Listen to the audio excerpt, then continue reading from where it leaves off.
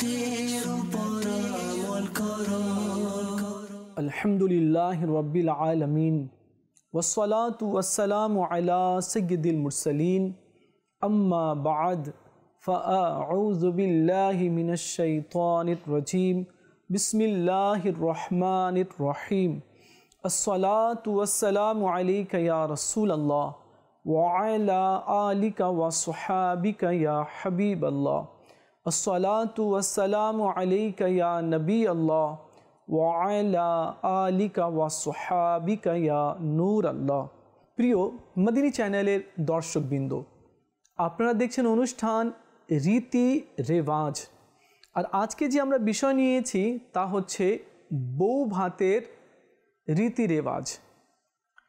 আজ আমাদের বাংলাদেশের মধ্যে বউ ভাতের রীতি রেওয়াজটা একেবারেই ব্যতিক্রম হয়ে গিয়েছে, যেটাকে ওয়ালিমাও বলা হয়ে থাকে।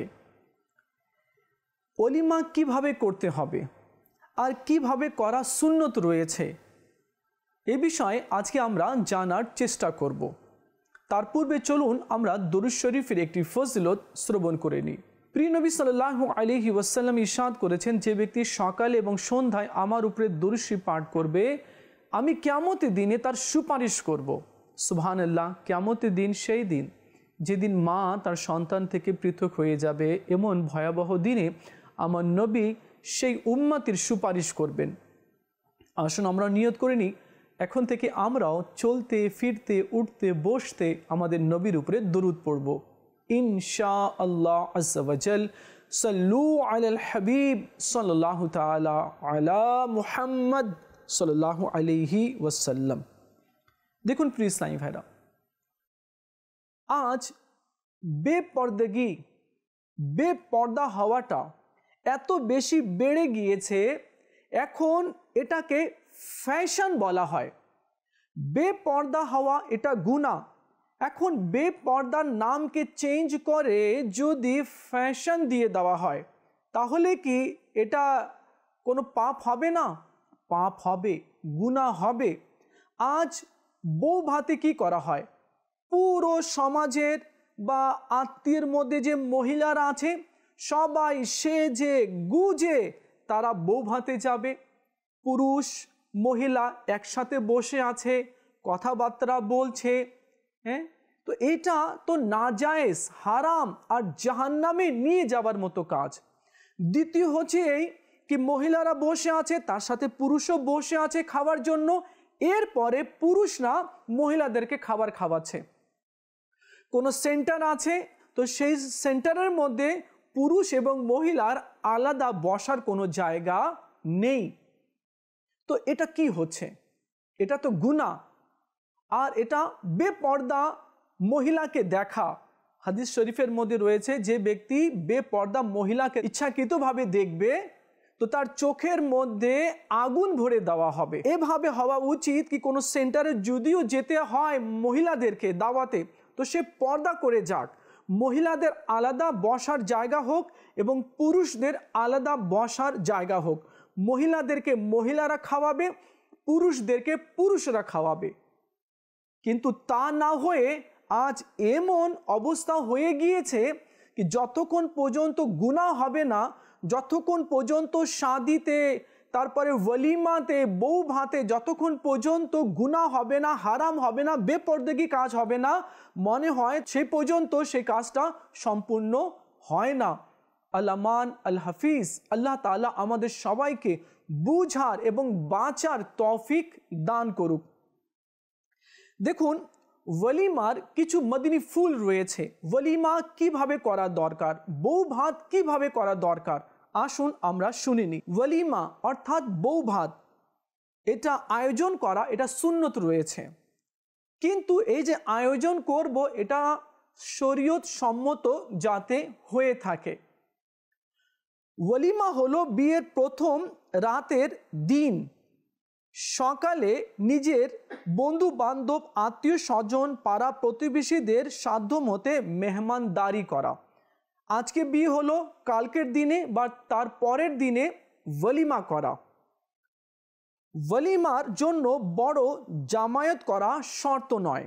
2-3 জন বন্ধু বা আত্মীয় স্বজনদেরকে নিয়েও ওয়ালিমা হতে পারে, অর্থাৎ বউ ভাত হতে পারে 2-3 জন আত্মীয় স্বজন, কিছু আত্মীয় স্বজনকে নিয়েও করা যেতে পারে। কিন্তু একেবারে ঢাক ঢোল বাজিয়ে পুরো সমাজকে দাওয়াত দেওয়াটা এটা জরুরি নেই। আচ্ছা, বিয়ে শাদী যখন হয়ে থাকে তো সেটা ভিডিও হয়, ভিডিও ম্যান বেপর্দা মেয়েদের ভিডিও করে থাকে, ভিডিওর পরে তার মধ্যে গান সেটিং করে দেয়।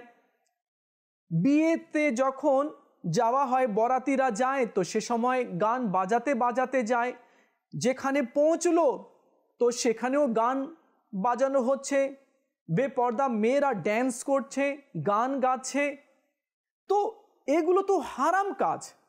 বিয়ে হচ্ছে সুন্নত, আর এই সুন্দর একটি মিষ্টি সুন্নতকে অবৈধ কাজ দিয়ে কেন সাজানো হচ্ছে? আমরা কখন সচেতন হব? আগে থেকে মেয়েরা রেডি হয়ে যায়, পার্লারে যায়, আর নিজের রূপ রঙগুলো অপর পুরুষদেরকে দেখায়, এটা আবার কি? শুনুন যে মেয়েরা বেপর্দাভাবে চলে তার কি শাস্তি আছে। যেমন 1986-এর একটি ঘটনা আছে। এক মেয়ে মারা গেল, তার জন্য যে কবর খনন করা হচ্ছিল, তো কবর তো রেডি হয়ে গেল, তো রেডি যখনই কবর হলো তো সেই কবরের মধ্যে 50 থেকে 60 সাপ, স্নেক চলে আসলো। লোকেরা ভয় পেয়ে গেল, এতগুলো সাপ, একটা দুটা তিনটা হলে একটা কথা ছিল, 50 থেকে 60টা সাপ এখানে চলে আসলে এত তাদের কোত্থেকে? লোকেরা বলো, ভাই একটা কাজ করো, দ্বিতীয় জায়গায় কবর খনন করো। দ্বিতীয় জায়গা যখন কবর খনন করলো তো সেখানেও 50 থেকে 60টি সাপ দৃষ্টিগোচর হয়ে গেল, মানে সেখানেও সাপ এসে জমা হয়ে গেল। আরে এটা কি? লোকেরা বললো, কাজ করো, চলো আমরা তৃতীয় জায়গায় কবর খনন করি। যখন তৃতীয় জায়গায় কবর খনন করলো তো সেখানেও সাপ বোঝাই হয়ে গেল। এখন কি করা যায়? শেষ পর্যন্ত ওই 50 থেকে 60টি সাপের পাশেই ওই মেয়েকে দাফন করে দেওয়া হলো। চিন্তা করেছেন? লোকেরা তো একেবারে অবাক হয়ে গেল, সবাই ভয়ে একেবারে ভীতু হয়ে পড়লো। লোকেরা বলা বলি করতে শুরু করে দিল। মেয়ের বাবা মাটি দিয়ে বাড়িতে চলে আসলো, পরিবারের লোকদেরকে জিজ্ঞেস করলো, আরে মেয়েটা কি এমন কাজ করেছে, কি এমন পাপ করেছে কি তার কবরের মধ্যে সাপ দৃষ্টিগোচর হয়ে গিয়েছে, এত সাপের মাঝে তাকে দাফন করা হলো, তোমরা কেউ বলো মেয়েটা কি এমন কাজ করেছে, কি এমন পাপ করেছে? তো পরিবারের লোকেরা বলল, এমন তো কোনো খারাপ কাজ করেনি, কিন্তু সে ফ্যাশন করত, বেপর্দাভাবে চলতো। আমরা তাকে বারণ করতাম কিন্তু মেয়ে মানতো না, শুনতো না, বরং উল্টো আমাদেরকেই বকা দিত কি এটা ফ্যাশনের যুগ আছে, ফ্যাশনভাবে চলতে হয়, এই সেই নানান ধরনের। তো তার বাবা বলল, হায়, মেয়েটার ফ্যাশনের কারণে তার কবরে আযাব শুরু হয়ে গিয়েছে, আর এই আযাব সবাই দেখে নিয়েছে। তো আমার ওই সমস্ত ইসলামী বোনদেরকে আমি বলতে চাচ্ছি, যারা এইভাবে করে বেপর্দাভাবে শপিং সেন্টারে যায়, মার্কেটে যায়, মাথায় কাপড় থাকে না, বোরকা পরে থাকে না, হেসে হেসে বয়ফ্রেন্ডের সাথে যাচ্ছে, অপরিচিত লোকের সাথে কথা বলছে, বন্ধুত্ব করছে, ছেলেরাও আবার গার্লফ্রেন্ড বানিয়ে রেখেছে, মানে এটা কি হচ্ছে? এটা কি? এর পরিণাম কি কখনো কেউ চিন্তা করে দেখেছে? আসুন আমরা জানি কি এর পরিণাম কি রয়েছে।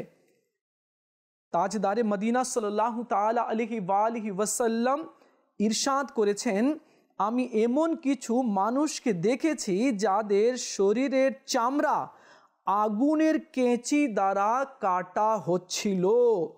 আমার প্রশ্নের উত্তরে বলা হলো, এরা ওই সমস্ত লোক যারা অবৈধ বস্তু দ্বারা সজ্জিত হতো। আর আমি একটি গর্ত দেখেছি যা থেকে আত্মচিৎকারের আওয়াজ আসছিল। আমি এর কারণ জানতে চাইলে বলা হলো, এরা ওই সমস্ত মহিলা যারা অবৈধ বস্তু দ্বারা সজ্জিত হতো। তো প্রিয় ইসলামী ভাইয়েরা, আপনারা শুনলেন যে যে সমস্ত মহিলারা বেপর্দাভাবে চলে এবং অবৈধ জিনিস দিয়ে সাজসজ্জা করে, তো এদের আযাব কত কঠিন আছে কি তাদের শরীরের চামড়াকে আগুনের কেঁচি দ্বারা কাটা হবে। আরও আমরা একটা ঘটনা শুনলাম কি ওই মেয়ে ফ্যাশন করতো, যার কারণে তার কবরে সাপ চলে এসেছিল, 50 থেকে 60টি সাপ, আর ওই মেয়েকে সাপের পাশেই দাফন করে দেওয়া হলো। আল্লাহ তাআলা আমাদের সবাইকে বোঝার তৌফিক দান করুক, আর আমাদের মেয়েদেরকে পর্দাতে থাকার আল্লাহ তাআলা তৌফিক দান করুক। পর্দার ব্যাপারে আল্লাহ তাআলা পারা 22 সূরা আহজাবের 33 নং আয়াতে আল্লাহ তাআলা ইরশাদ করেন। আল্লাহ তাআলা পর্দার ব্যাপারে কি বলেছেন চলুন আমরা শুনি। অনুবাদ কানজুল ঈমান থেকে আল্লাহ তাআলা ইরশাদ করেন, এবং নিজেদের গৃহসমূহে অবস্থান করো এবং বেপর্দা থেকো না, যেমন পূর্ববর্তী জাহিলি যুগের মেয়েদের স্বভাব ছিল বেহায়াপনা। তো আল্লাহ আমাদেরকে সৃষ্টি করেছে, যে আল্লাহ কায়নাত সৃষ্টি করেছে, যে আল্লাহ আমাদের মালিক, সে আল্লাহ নিজেই বলছে নিজেদের গৃহসমূহে অবস্থান করো, থাকো আর বেপর্দা থেকো না, যেমন পূর্ববর্তী জাহিলি যুগের মেয়েদের স্বভাব ছিল। আল্লাহ তাআলা আমাদের সবাইকে বোঝার তৌফিক দান করুক, আর আমাদের বাড়িতে যে সমস্ত ইসলামী মা বোনরা আছে তাদেরকে পর্দাতে থাকার আল্লাহ তাআলা তৌফিক দান করুক। তো আমরা শুনছিলাম বউ ভাতের ব্যাপারে। বউ ভাতের রীতি রেওয়াজ মানে একেবারে যে কালচারটা যে শুরু হয়েছে একেবারে অবৈধ শুরু হয়ে গিয়েছে। তার মধ্যে কোনো নর্তকী আসবে, নাচবে, এটা ইসলামকে সাপোর্ট করে না, সাপোর্ট করে না। বা গায়ককে ডেকে নিয়ে আসে বাইরে থেকে, খুব ঢোল আর গিটার আর কি কি বাদ্য যন্ত্রগুলো বাজানো হয়, পুরো মহল্লায় রাতভর গানের আওয়াজ এসে থাকে, লোকেরা ঘুমাতে পারে না। লোকেরা বলে আরে ভাই কি হচ্ছে এটা কি? তো বলে আরে অমুকের বাড়িতে বিবাহ হচ্ছে, এই জন্য নর্তকী নিয়ে এসেছে, অথবা অমুক গায়ককে নিয়ে এসেছে, গান বাজনা চলছে। অনেকের ঘুম আবার আসে না, ঘুমে ডিস্টার্ব হয়ে যায়। তো এটা কি ইসলাম সাপোর্ট করে? আরে ভাই বিয়ে হয়েছে ভালো কথা, বিয়ে হবে, মেয়ের বিয়ে হবে, ছেলের বিয়ে হবে, তাহলে কি আল্লাহকে অসন্তুষ্ট করে আপনি আপনার মেয়েকে বিয়ে দিবেন? আল্লাহ এবং তার রসুলকে অসন্তুষ্ট করে বেজার করে আপনি কি আপনার ছেলের বিবাহ দিবেন? এটা কোত্থেকে আসলো? আল্লাহ তাআলা তো এটা নিষেধ করেছে, গান বাজনাকে আল্লাহ হারাম করেছে। তো এখন কেন করা হচ্ছে, কেন করছি আমরা? এখন এই বিবাহ যে হয়ে যাচ্ছে, তো এই পরিবার কি শান্তিতে থাকে? শান্তিতে থাকে না। তার ঘরের মধ্যে এইভাবে ঝগড়া বিবাদ লেগেই থাকে। মাঝে মাঝে এমনও শোনা যায় কি তালাক হয়ে গিয়েছে। তো বিবাহ একটি মিষ্টি সুন্নত আছে। তো এই বিবাহ যাতে কোরআন ও হাদিস অনুযায়ী হয়। মেয়েরা যাবে বিয়ে খেতে, যাক না, বোরকা পরে নিক, পর্দা করে যাক। আমি আগেই বলেছি কি খাবার টেবিলে মেয়েরা আলাদা বসবে, মাঝখান থেকে পর্দা হবে, ছেলেদের আলাদা মহিলাদের আলাদা, ছেলেদেরকে ছেলে খাওয়াবে, মহিলাদেরকে মহিলা খাওয়াবে। তো যাতে করে পরপুরুষ কোনো মহিলাকে না দেখে, এবং কোনো মহিলাও যাতে পরপুরুষকে না দেখে। পরপুরুষ কোনো মহিলাকে দেখবে না এবং মহিলা কোনো পরপুরুষকে দেখবে না, তখন তো ভালো হবে না। ওলিমার ব্যাপারে আরও কিছু মদিনী ফুল আরজ করতে চাচ্ছি। যাদেরকে ওলিমায় দাওয়াত দেওয়া হয় তাদের উচিত যাওয়া, কেননা তার যাওয়াটা বড় তার পরিবারের লোকদের খুশি হওয়ার মাধ্যম আছে। লোকেরা খুশি হয়, আরে অমুক এসেছে বউ ভাতে। তো অনেকে আবার যায় না, দূর কি যাব, বাদ দাও, না যেতে হয়। যদি সম্ভব হয় তো ওলিমাতে অংশগ্রহণ করা উচিত। ওয়ালিমার দাওয়াতের এই হুকুম যা বর্ণনা করা হয়েছে তা ওই সময় প্রযোজ্য হবে যখন দাওয়াতকারীদের উদ্দেশ্য হবে সুন্নত আদায় করা।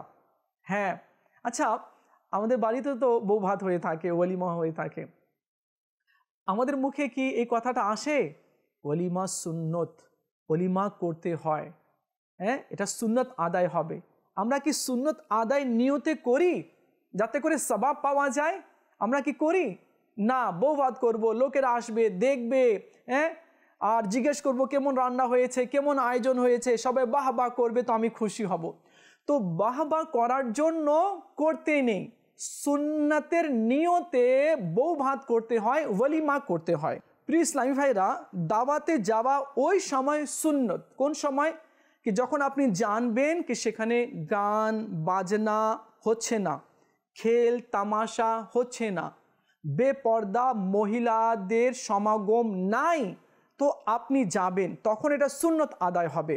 যাবার পর আপনি দেখলেন কি আমি তো চলে এসেছি, কিন্তু এখানে তো কি হচ্ছে, খেল তামাশা হচ্ছে, গান বাজনা হচ্ছে, বেপর্দা মহিলারা আসা যাওয়া করছে, তো আপনি সেখান থেকে ফিরে আসবেন, এটাই উত্তম হবে। কেননা আপনি গেলেন ওখানে সুন্নত আদায়ের নিয়তে, কিন্তু এই সমস্ত গর্হিত কাজ হচ্ছে, আল্লাহ পাকের নাফরমানি হচ্ছে। অনেকে তো আবার মদ পান করে চলে আসে বিয়ের অনুষ্ঠানে, মদ পান করে, কেউ গাঁজা খায়, কেউ তাড়ি খেয়ে চলে আসে, কি কি না হয়ে থাকে। তো একটা সুন্দর আয়োজন সুন্নত, এই সুন্নতকে লোকেরা পাপের মধ্যে কনভার্ট করে দিচ্ছে। কে করছে, কেন করছে, কেন বাধা দেওয়া হচ্ছে না? আমি গার্জিয়ান আছি, তো আমি চাইলে তো এগুলো তো থামাতে পারি।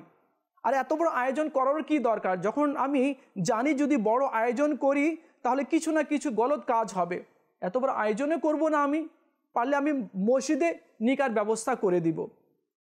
তো যদি কেউ গার্জিয়ান টাকা খরচা করে যদি এই সমস্ত কাজ করে, মেয়েকে বিয়ে দেওয়ার জন্য বা ছেলেকে বিয়ে দেওয়ার জন্য কাজ করে, আর যদি গুনাহ হয়ে যায়, তো এই গুনাহগুলো কার ঘাড়ে চাপবে, কার মাথায় আসবে বলুন? তো প্রিয় ইসলামী ভাইয়েরা, আমাদের উচিত হবে যাতে করে আমরা এই সমস্ত কাজ থেকে বেরিয়ে আসি। মদিনী চ্যানেল আমাদেরকে এটাই শিক্ষা দিচ্ছে। আজকে যে অনুষ্ঠান আমরা সাজিয়েছি এর নাম হচ্ছে রীতি রেওয়াজ। কিছু ইসলামে ভালো রীতি রেওয়াজ রয়েছে আর কিছু মন্দ রীতি রেওয়াজ রয়েছে। এই যে এই সমস্ত মন্দ রীতি রেওয়াজ, আচ্ছা আমার স্ত্রী সেজে গুজে যে যাচ্ছে, বা আমার বোন যাচ্ছে, বা আমার মেয়ে যাচ্ছে, আমি তো কর্তা, আমি তো বাধা দিতে পারি। ঠিক আছে, তুমি যাবে তো তুমি বোরকা পরে নাও, তুমি নিজেকে পর্দার মধ্যে ঢেকে নাও, এরপরে যাও, এতটুকু তো বলতে পারি। কিন্তু না, কই? দেখুন, বর্ণিত হয়েছে কি যদি কারো স্ত্রী বেপর্দাভাবে চলে আর স্বামী যদি বাধা না দেয়, স্ত্রী যদি পর পুরুষের সাথে কথা বলছে, স্বামী যদি বাধা না দেয়, তো স্বামী হচ্ছে দায়ুস, আর দায়ুস জান্নাতের সুগন্ধি পাবে না। আরেকটি রিওয়ায়েতে রয়েছে, স্ত্রী বেপর্দাভাবে যদি চলে, স্বামী যদি বাধা না দেয়, তো স্ত্রী যত পা এগিয়ে যাবে, প্রত্যেকটি কদমে কদমে স্বামীর জন্য জাহান্নামে এক একটি ঘর বানানো হবে। আল্লাহ তাআলা আমাদের সবাইকে বোঝার তৌফিক দান করুক। যদি সেখানে খেল তামাশা হয় আর এই ব্যক্তি জানেন যে তিনি যাওয়ার কারণে তা বন্ধ হয়ে যাবে, তবে তার এই নিয়ত করে নেওয়া উচিত যে তার যাওয়ার কারণে শরীয়তের অপছন্দনীয় কাজ তথা গুনাহের কাজ বন্ধ করে দেওয়া হবে। তাহলে তো আপনি ভালো নিয়ত সহকারে সেখানে যান, যাতে করে আপনাকে দেখে এই সমস্ত গর্হিত কাজ তারা বন্ধ করে দেয়। আর যদি মনে করেন না তারা বন্ধ করবেই না, তারা নিজের কাজগুলো চালিয়েই যাবে, তাহলে আপনাকে সেখানে যাবার প্রয়োজন নেই। তাকে আপনি পরে ফোন করে বলে দিবেন, দেখো এই যে গান বাজনা নাচ খেল তামাশা এগুলো কোরআন ও হাদিসের বিপরীত রয়েছে, এই সমস্ত কাজ করতে আল্লাহ নিষেধ করেছে, তোমার এখানে হচ্ছিল বিধায় আমি যাইনি। আপনি বলে দিবেন এভাবে করে। তো প্রিয় ইসলামী ভাইয়েরা, বউ ভাত করা অর্থাৎ ওয়ালিমা করা এটা সুন্নত আছে, আর এই সুন্নতকে আমরা যাতে ভালোভাবে পালন করি, হারাম এবং নাজায়েজ কাজ যাতে না হয়। দেখুন, আমি একটি হাদিসে কারিমা বলতে চাচ্ছি। নবী করিম সাল্লাল্লাহু তাআলা আলাইহি ওয়াসাল্লাম ইরশাদ করেন, তোমাদের মধ্যে কারো মাথায় লোহার প্রেক ঢুকিয়ে দেওয়া তা অপেক্ষা উত্তম যে সে এমন কোনো মহিলাকে স্পর্শ করলো যে মহিলা তার জন্য হালাল নয়। নারী ও পুরুষ পরস্পর হাত মিলাতে পারবে না। অনেকেই মহিলার সাথে হাত মিলায়, বরং দুলাভাই শালীর সাথে হাত মিলায়। তো এটাও নাজায়েজ এবং হারাম। দুলাভাই অনেক সময় শালীর সাথে মজাক করে, তাকে নিয়ে ঘোরে, তার সাথে কথা বলে, এটাও কিন্তু হারাম আর জাহান্নামে নিয়ে যাওয়ার কাজ। শালীর সাথে এবং দুলাভাইয়ের সাথে পর্দা আছে, সে তার সামনে যেতে পারবে না, ফেস টু ফেস তার সাথে কথা বলতে পারবে না। শালী তো শালী, বরং নিজের চাচাতো, মামাতো, খালাতো, ফুপাতো বোনের সাথেও পর্দা আছে, তার সাথেও ডাইরেক্টলি কথা বলতে পারবে না। এটা হারাম আর জাহান্নামে নিয়ে যাবার মতো কাজ রয়েছে। তো যখন চাচাতো, মামাতো, খালাতো, ফুপাতো বোনের সাথে যখন পর্দা আছে, তো শালী তো মওত আছে, তো এ থেকেও বাঁচতে হবে। আমরা মুসলমান আছি, কোরআন ও হাদিস এর উপরে চলা আমাদের উপরে ফরজ, জরুরি রয়েছে আমাদের উপরে। কোরআন ও হাদিসের বিপক্ষে চললেই কিন্তু ক্ষতি হবে, বিপদ আসবে, কষ্ট আসবে, বালা আসবে, মুসিবত আসবে। আল্লাহ তাআলা আমাদের সবাইকে বোঝার তৌফিক দান করুক। দেখুন, আমরা তো মুসলমান, আর মুসলমানের প্রতিটি কাজ কেমন হওয়া উচিত? আল্লাহ এবং তো রসুল সাল্লাল্লাহু আলাইহি ওয়াসাল্লামের সন্তুষ্টি অর্জনের জন্য হওয়া উচিত। কিন্তু আজ কি অবস্থা রয়েছে? আজ আমরা কি কোরআন ও হাদিস অনুযায়ী চলছি? আমরা মনে করি চলবো, তো দেখা যাবে পরে, সময় আছে এখনো, আমি তো বুড়ো হইনি, আমার দাড়ি এখনো সাদা হয়নি, আমার মেয়ের বিয়ে এখনো হয়নি, ছেলের বিয়ে এখনো দেইনি, সময় আছে। আরে এখন তো এনজয় করার সময়। তো এনজয় যদিও করবেন, তো কিভাবে করবেন? হারাম পন্থায় করবেন? কিভাবে করবেন আপনি? তো আল্লাহ তাআলা আমাদের সবাইকে বুঝার তৌফিক দান করুক, নেক আমল করার তৌফিক দান করুক। ইসলামী ভাইরা, আপনারা দেখছেন অনুষ্ঠান রীতি রেওয়াজ, আর আজকের বিষয় ছিল বউ ভাতের রীতি রেওয়াজ। আসলে আমরা নিয়ত করে নিই, এখন থেকে আমরা নিজের বাড়ি থেকে, নিজের পরিবার থেকে, নিজের এলাকা থেকে এগুলো যে খারাপ রীতি রেওয়াজ আছে, এগুলো আমরা বের করার চেষ্টা করব ইনশাআল্লাহ আজ্জা ওয়াজাল। দেখা হবে আগামী পর্বে, আরেকটি বিষয় নিয়ে আলোচনা করব। ততক্ষণ ভালো থাকবেন, মদিনী চ্যানেলের সঙ্গেই থাকবেন। সাল্লু আলাল হাবিব সাল্লাল্লাহু তাআলা আলা মুহাম্মদ সাল্লাল্লাহু আলাইহি ওয়াসাল্লাম। तेरी বসন্ত হে হাবিব খুদা দান করো অন্তরে প্রশান্ত।